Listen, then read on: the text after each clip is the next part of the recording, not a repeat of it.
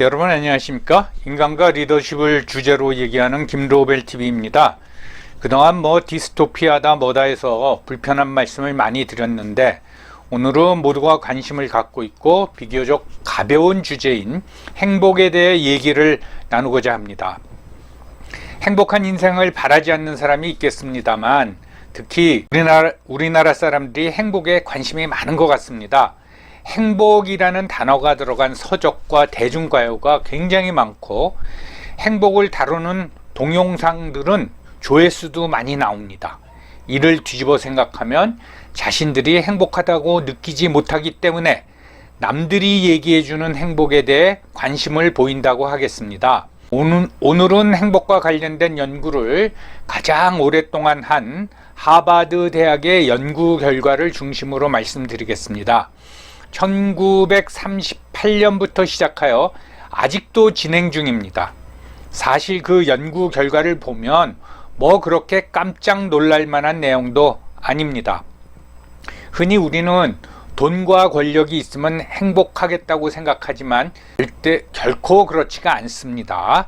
자, 그러면 시작하겠습니다. 2010년도에 우리나라에 출간된 행복의 조건, 저자는 하버드 대학 교수인 조지 밸런트입니다. 이 책이 굉장히 관심을 끌었습니다. 그 부제가 하버드 대학의 인생 성장 보고서 그리고 행복의 조건 이렇게 돼 있으니까 우리는 하버드 하면 꺼벅 죽잖아요. 그러니까 이제 많은 사람들이 이 책을 사봤습니다. 근데 그 책의 원제는 에이징 웰, 그러니까 잘 늙는 법이죠. 그거에 대한 어떤 지침서 이렇게 돼 있습니다. 그걸 좀 더 자세히 말씀드리면 하버드 대학에는 그랜트 스터디 또는 그랜트 프로젝트라는 장기 연구가 있습니다. 이건 1938년 아리벅 교수가 착수를 했는데 이름이 붙여진 거는 그랜트라는 부자가 그 당시 초기 연구비를 줬다고 합니다. 지금까지 진행되고 있습니다. 그래서 그동안 그 연구 결과가 9권의 책과 159편의 논문으로 이미 나와 있습니다. 그런데 이걸 좀 종합해 가지고 2009년 애틀랜틱 먼슬리 6월호에 이걸 이제 발표를 했습니다.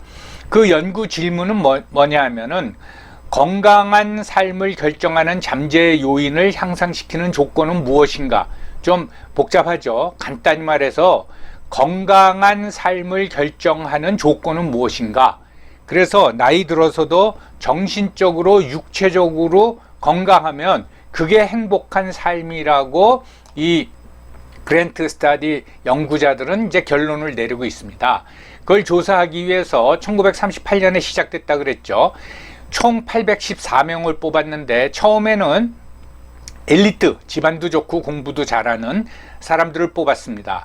이게 1939년에서 1944년 사이에 하버드 졸업생 268명을 뽑아서 이제 조사를 시작했습니다.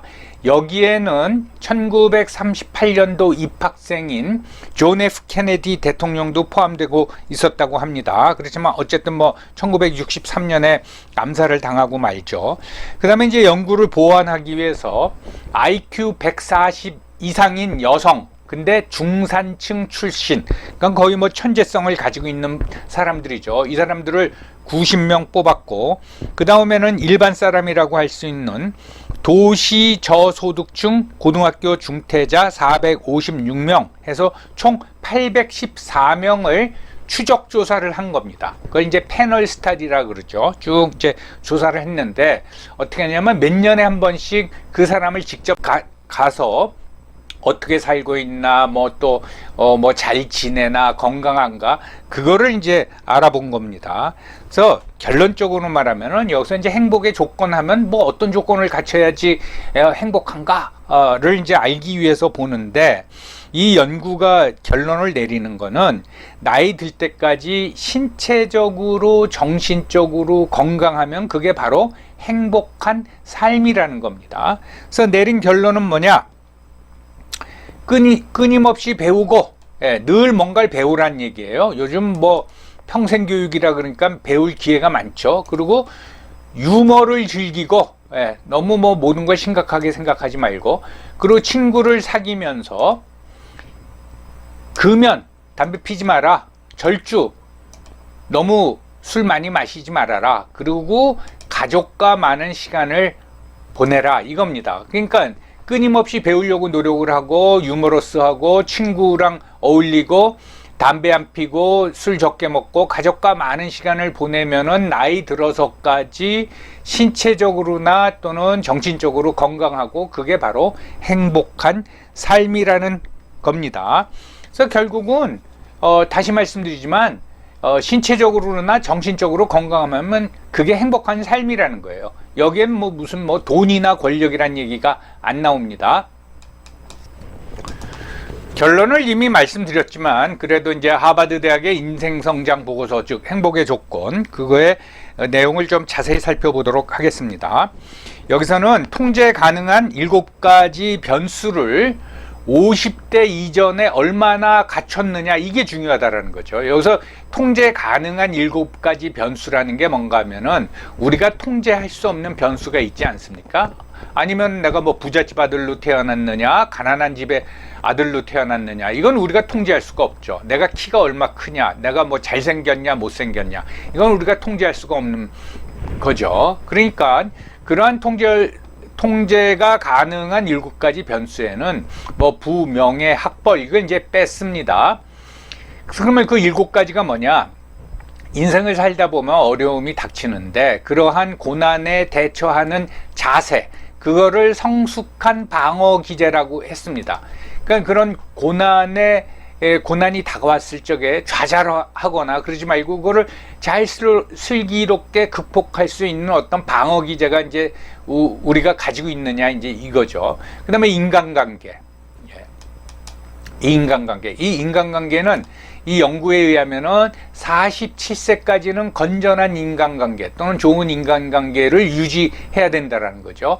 그 다음에 이제 교육 연수를 뒀어요. 요건 좀 우리가 귀담아 들어야 됩니다. 그러니까 대학 졸업하고 끝나는 게 아니라 계속 뭐를 배우라는 거예요. 그렇다고 뭐 꼭 대학원 뭐 또는 박사를 하라는 게 아니라 요즘 뭐 평생 교육이라고 그러지 않습니까?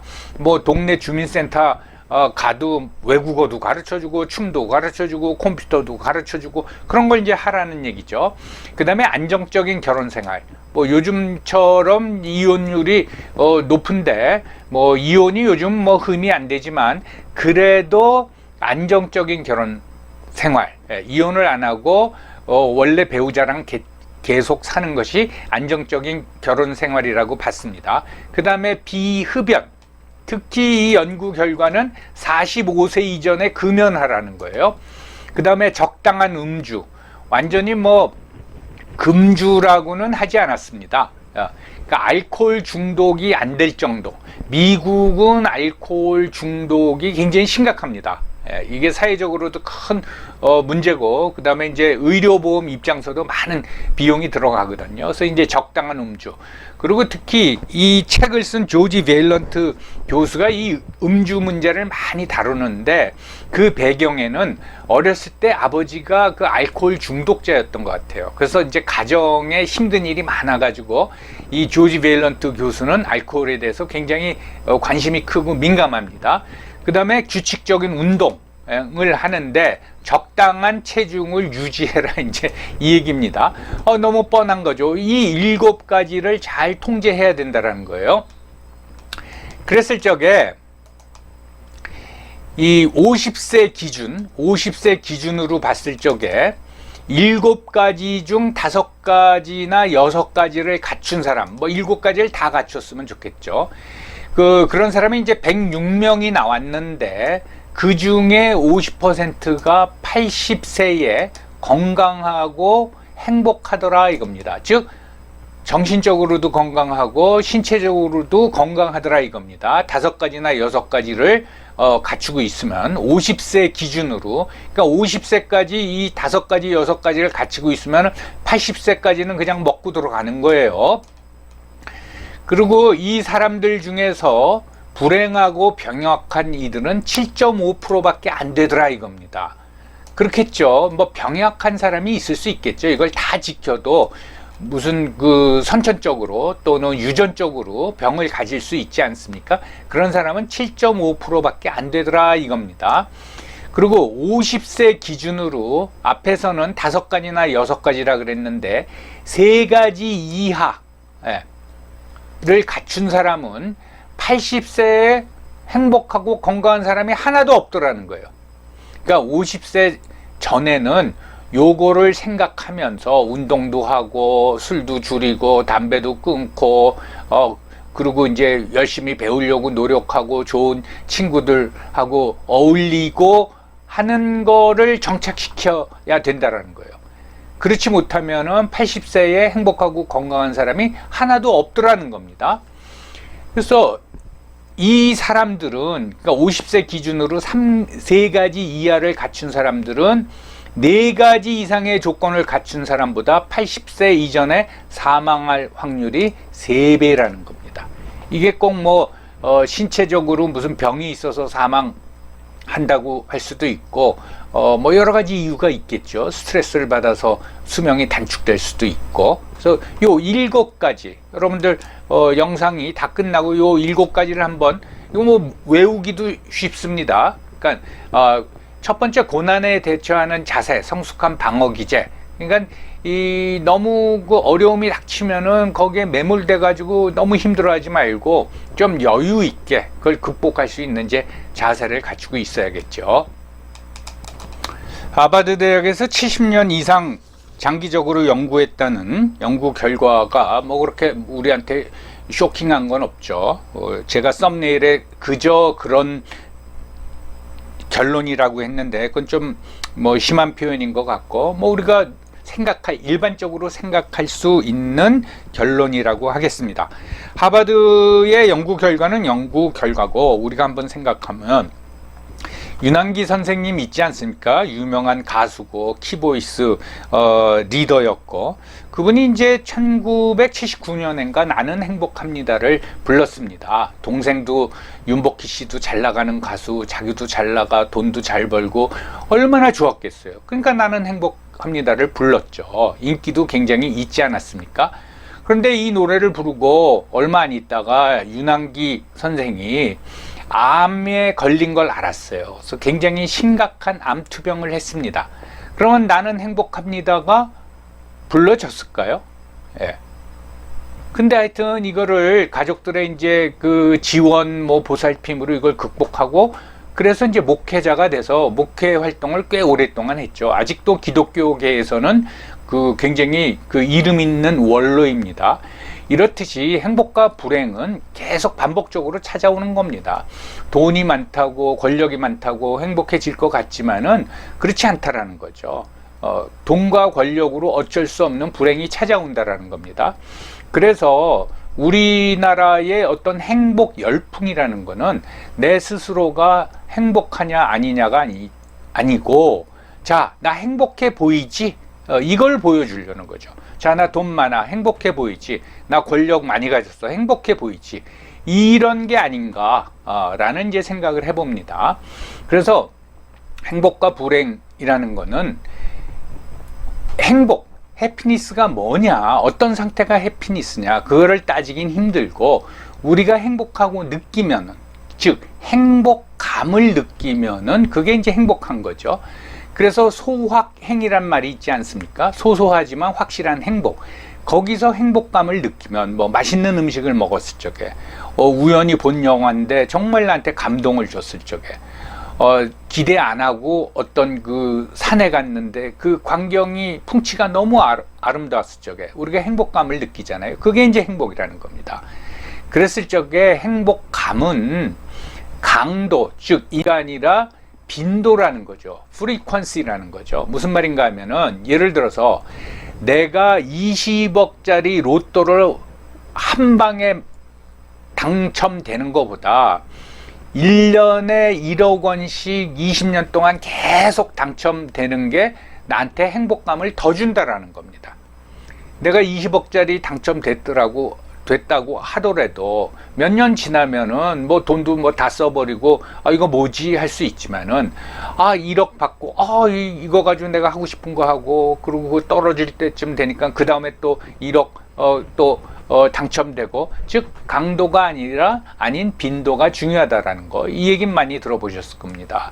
그래서 오늘 그 책이 행복의 조건과 또 다른 행복의 이제 비밀이란 두 책이었는데, 행복에는 조건도 비밀도 없는 것 같습니다.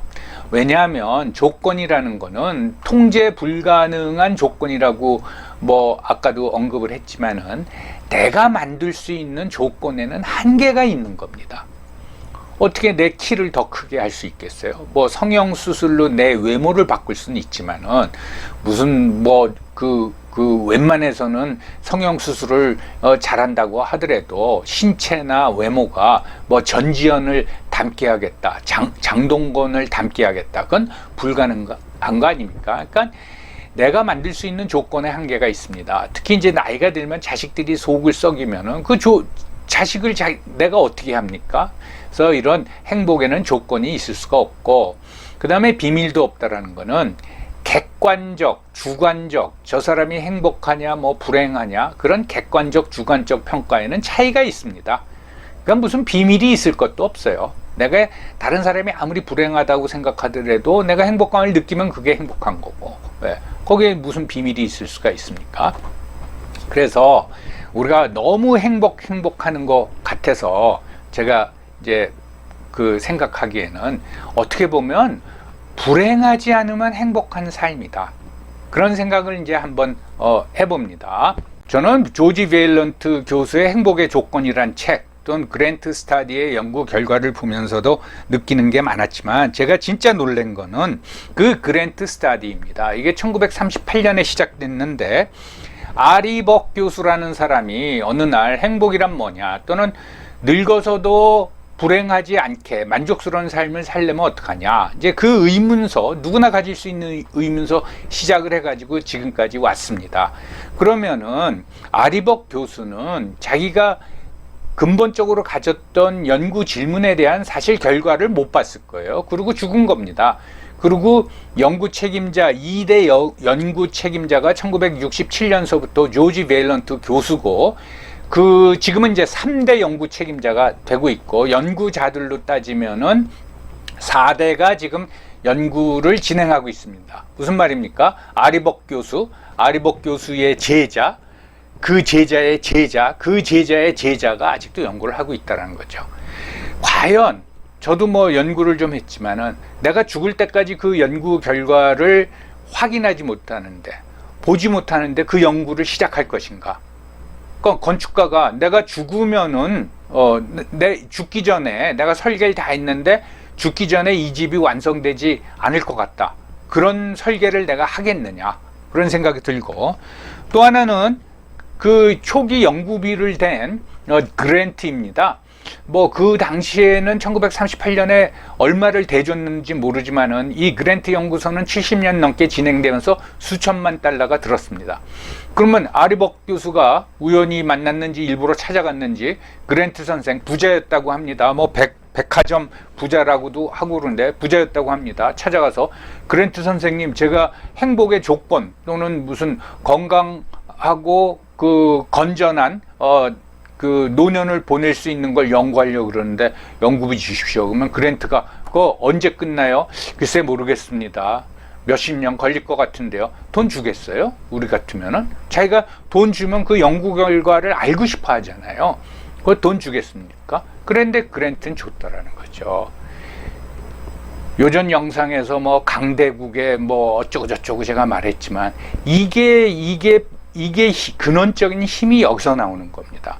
그래서 70년 동안 수천만 달러를 쏟아부어 가지고 4대째 연구를 하고 있는데 결론이 뭐냐? 담배 끊어라, 술 조금 먹어라, 계속 배우려고 노력해라, 친구들하고 좋은 관계 가져라, 가족들하고 많은 시간 가져라, 그거 아닙니까? 그건 경험적으로 증명이 돼버린 거죠. 우리도 이제 이런 연구가 활기를 띠는 사회가 되면 그게 바로 우리나라가 진정한 강대국이라고 하겠습니다. 오늘도 경청해 주셔서 감사합니다.